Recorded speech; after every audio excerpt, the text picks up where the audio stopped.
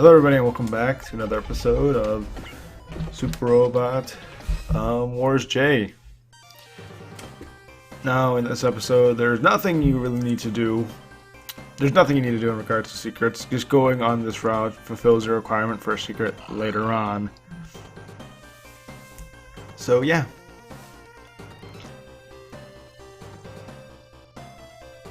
Oh boy.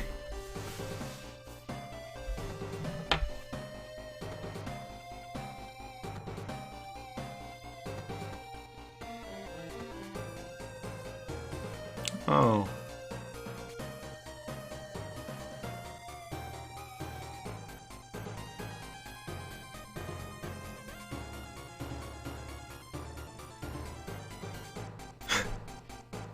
Maybe, Koji. Maybe.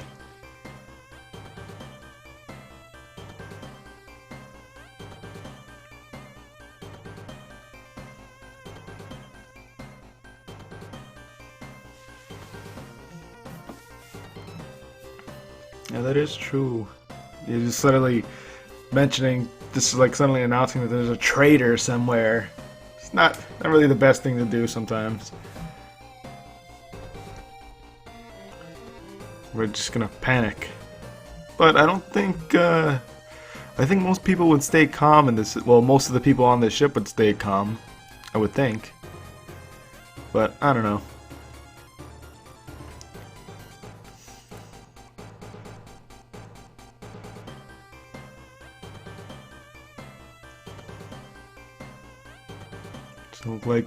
So it looks like Edgy is telling his secrets to other people, but unfortunately we won't know what we don't know what the secret is.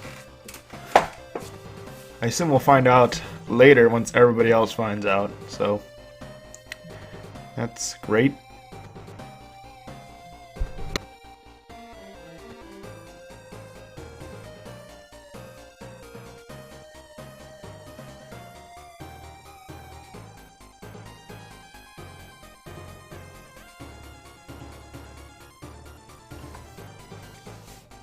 Interesting.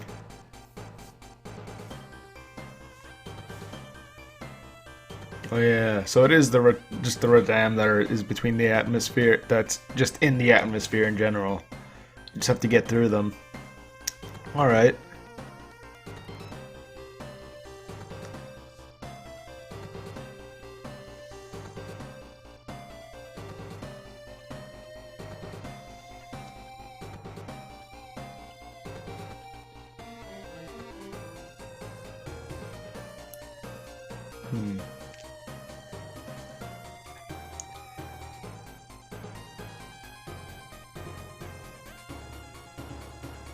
Yep.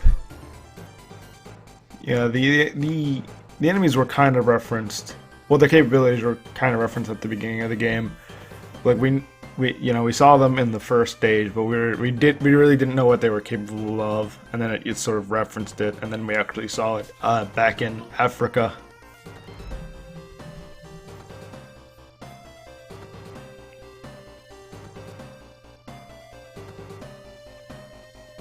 Well, yeah, then you guys would have been screwed, because there's no other way that they can stop the...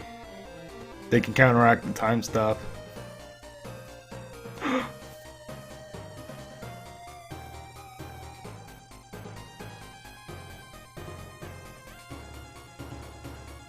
Now, this is something I don't quite get, why they were sheltering that guy, because they don't really have much of any reason to shelter this guy as of this point.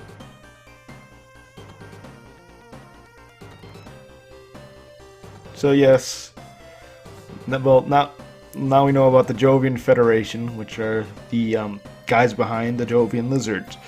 The reason why I was sort of so confused earlier as to why I couldn't remember what these guys were called was because I knew that they weren't Gradosians, but this game at the beginning classified them as being Gradosians, those unmanned weapons.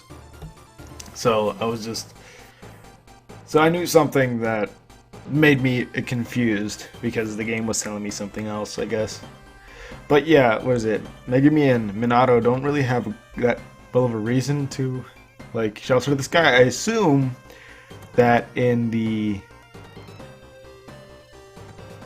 anime or Gekiganger or whatever, that there's more of an explanation for this, but we're not really given any sort of explanation as to why they shelter him right now. Anyway, later on we're given a better reason, but they don't know it until later on. So it's kind of weird that they're actually sheltering this guy right now.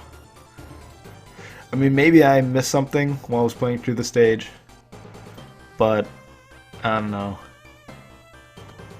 Well, actually, through the next few stages, but yeah, I don't really see much of a reason why they actually sheltered the guy in the first place.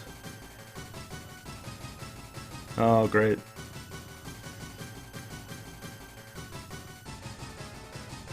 Oh. Oh, great.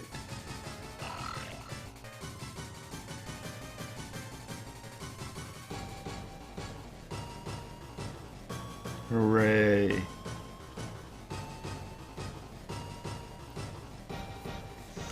Oh yeah, and this is the reason why I was confused about why those Jovian warships were called Gradosian warships, because, well, they are in fact Jovian warships. So, yeah.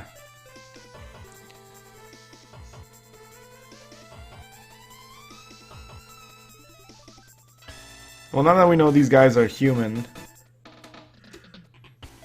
there's actually a little thing for them now. A little portrait for them. Although the Jovian lizards still don't have still have like the AI portrait thing.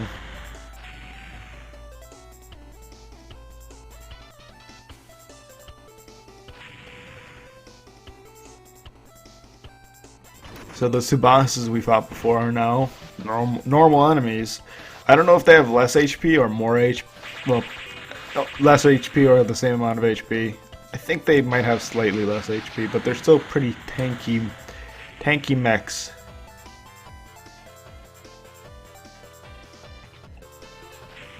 And we have this unit, followed by Genichiro.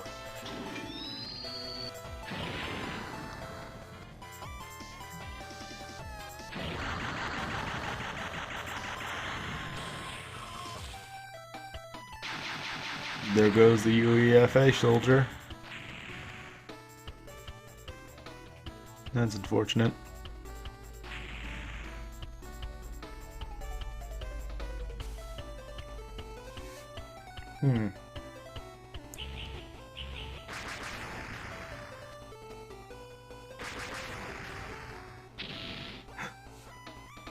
Looks like Akito has more of a resolve to fight now, and he's in a new unit. Well, sort of. It's kind of a new frame for his older unit, but I think it's supposed to be like a different unit completely, but just for the sake of, you know, not creating a new unit within the game, it's considered, in this game, it's considered a frame. Yeah, this unit is this frame is a lot different than the other frames, as it's has no energy-based attacks. It only uses whatchamacallit, it only uses ammo-based attacks. And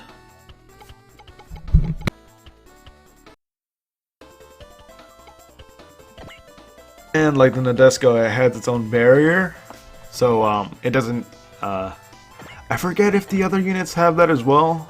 When they're outside of the Nadesco's range, they might, but if the other Ace Valus units have those, oh well, doesn't matter if they do or not, but it does have it. I would recommend you keep that unit on the base and don't move him, because that base will recover his HP each turn. It won't recover his ammo, unfortunately. So what I do is I kind of send a lone unit, which is mainly his Tekkaman, over there as fast as possible.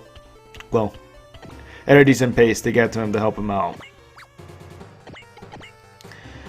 And I accidentally sent out Izumi. I meant to send out Argo, I think, but it didn't happen, obviously. Now this stage is not too bad. You shouldn't have much trouble with this stage at all. Although I would be careful between the warships, as well, the Jovians have actually bigger warships. Oh, I didn't mean to speed up through that. I thought, oh well, doesn't matter. But you can pause to see that dialogue. But it was kind of funny. It was Genichiro trying to come up with a speech, and then trying to be all otaku-like, and Akito ended up interrupting during his speech. So, found that kind of humorous. I had to speed up a lot during this, mainly because I wanted this episode to be short, because I'm kind of busy. Like, a majority of the stage is sped up. And that's going to be a more common occurrence, just because of, well, we've already seen a lot of our enemy, a lot of the attacks of most of our units. And we saw how that first unit attacked at the beginning.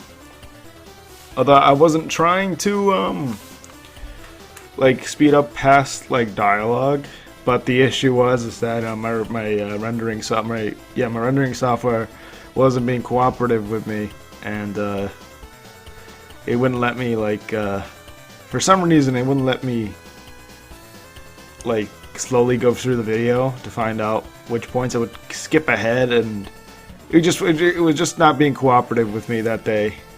But yeah, here are the Jovian warships. Actual Jovian warships. I don't know what I forget what the smaller ones were called. Those are Baras.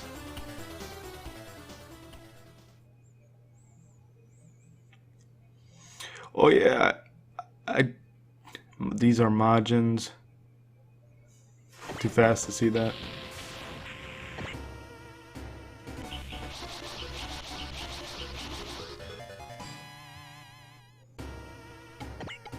Yeah, I would recommend you just have Akito defend, because he can't really do much.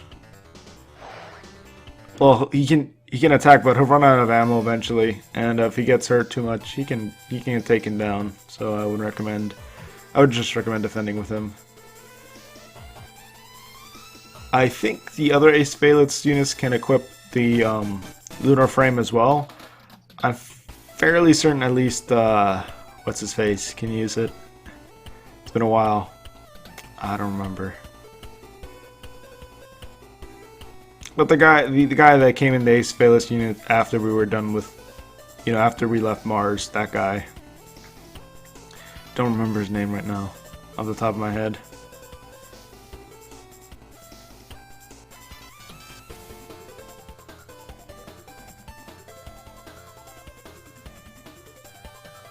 That's unfortunate.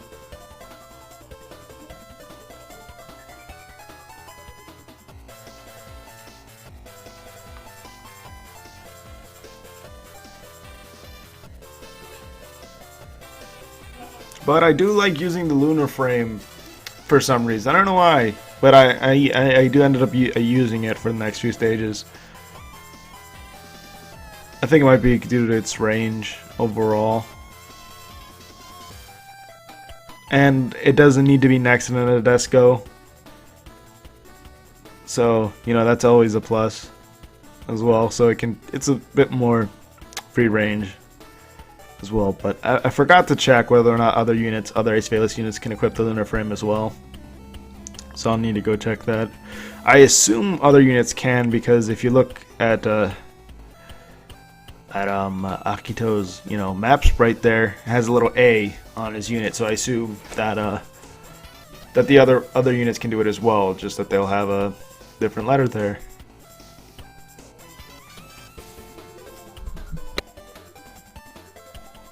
So, yeah. But overall, this, yeah, as I was saying before, this stage shouldn't give you any sort of trouble. The stage overall is pretty simple. As long as you defend with Akito, he shouldn't get taken down at all. Get shot down, I should say. I should say be careful of the Jovian warships, because if your units are clumped up together, they can use a map attack on you. And if you aren't prepared for that, that can hurt you a little bit. It was hard to see because I was speeding up, but oh no, wait. Oh no, he doesn't lower armor. It looks like what is it? Size unit lowers attack. Huh. Or maybe I didn't read it. Maybe it went by so fast that I thought it said attack, but it meant armor. But yeah. Oh well, I'll need to, you know, confirm that later. I've recorded a lot of these things in advance, so which is why I say I have to check on these things later when I'm going through several stages, because I can't check them at the moment. I also will apologize in advance for any laughter you hear in the background. Then it's not me, and I'm not sure if you guys can actually hear that, because there are times where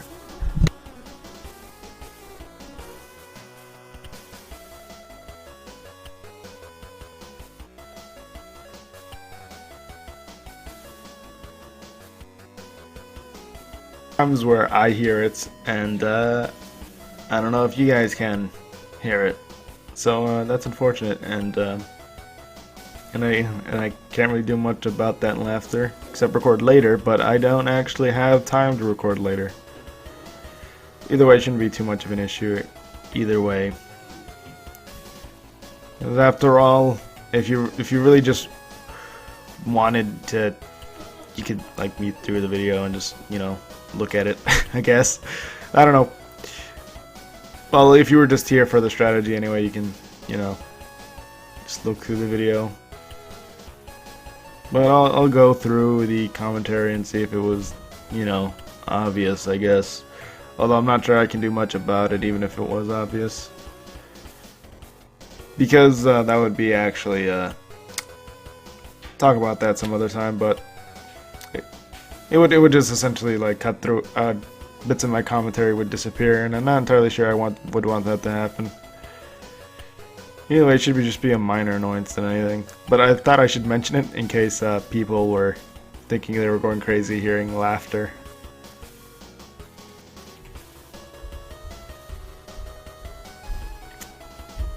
I think it was Xenoblade, where I thought it was like... Yeah, it was Xenoblade, where I thought everybody could hear things that I was hearing, and you could barely hear it. It was like a fan. Or something. It was like equivalent of hearing the fan in the background, so it wasn't like anything too bad. Or loud, I should say.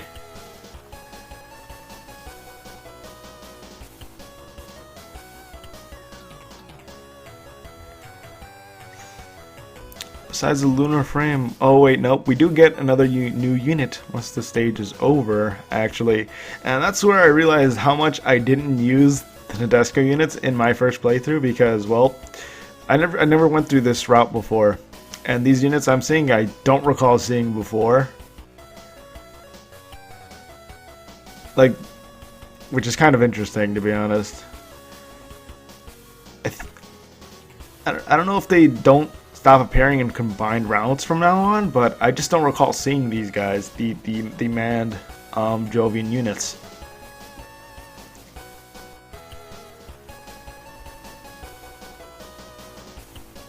What I do recall seeing is, or like, the Nadesco,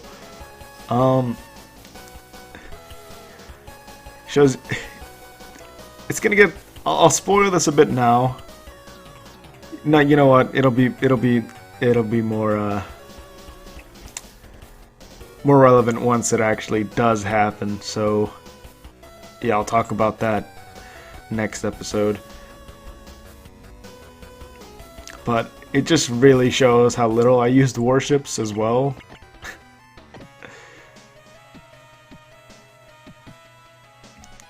why, but I often end up finishing up units with Toya. He just, my most upgraded. He's using the Guaranteed, which is the most upgraded unit that we have. So I suppose that's one of the reasons why.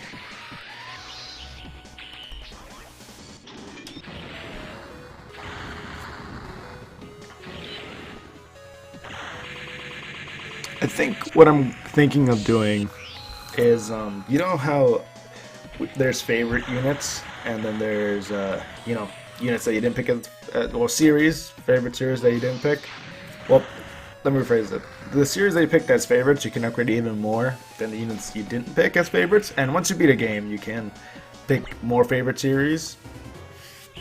So eventually, after a certain amount of playthroughs, you can eventually upgrade everybody to max, but what I'm going to think of doing is I think I'm going to max out Toya's upgrades before the blue. The blue is what the having it as a favorite adds to it. And then that's what I'm going to do for every unit, is that I'm going to, if I get a new unit I want to use, I'll upgrade them like 2 notches or whatever. Then I'll start focusing on another unit to upgrade to max. I think that might be what I start doing, because there isn't any SR points in here, so there isn't anything, bad that could really happen from not upgrading all my units equally. So I think I'll focus on the warships, though. It may be something I want to focus on, because there are units that I'm almost always going to have at least one of the warships, and I'm going to use them because they're almost always forced deploys, and there are rarely stages where they're not there. So I think I'm gonna start focusing on them soon.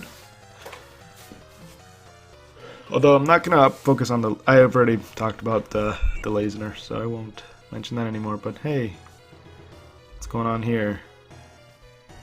Akatsuki, that was the guy I was talking about. I think he can use the Lunar Frame too with his unit. Although, would it have an A as well? I don't know. Huh. Something about the maps, right? Like, what letter would it have if it's Akatsuki? I don't know. We'll find out, I guess.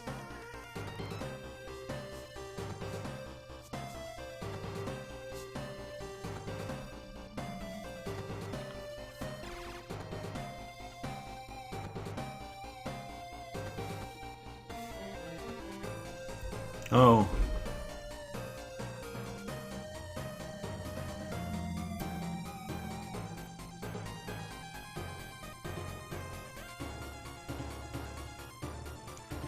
Well then.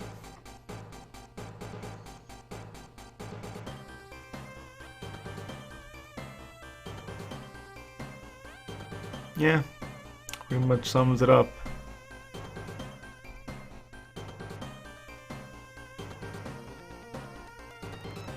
Earthling barbarians, huh?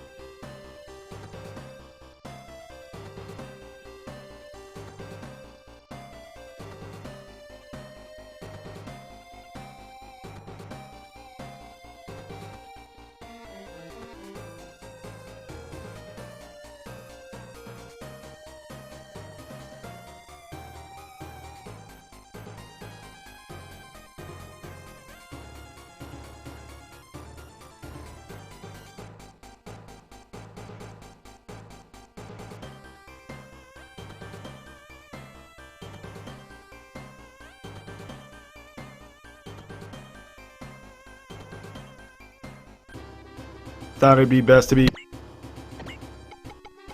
there because of quiet there because of various things going on. Didn't really want to interrupt those intermissions there.